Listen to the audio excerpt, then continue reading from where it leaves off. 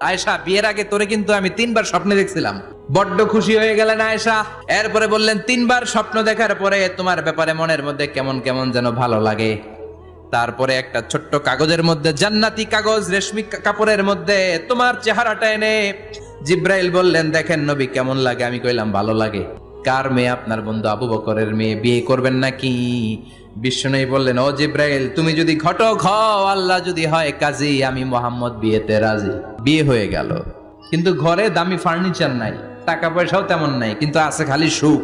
এত ভালোবাসতেন মা আয়েশাকে। মা আয়েশা গ্লাসের যেই জায়গা দিয়ে পানি খেতেন, বিশ্বনবী ওই জায়গায় মুখ লাগিয়ে পানি খেত। মা আয়েশা গোশতকে হাড্ডি ফেলে দিলে বিশ্বনবী ওই হাড্ডিটা নিয়ে চষতে শুরু করে দিত। এক বালতি থেকে পানি নিয়ে দুইজনে গোসল করত। আবার বিশ্বনবীর সাথে সাথে মাঝে মাঝে বায়না ধরতো, মাঝে মাঝে রাগও করতো। বিশ্বনবী বলেন, আয়েশা, কখন তুমি রাগ করো, কখন তুমি আমারে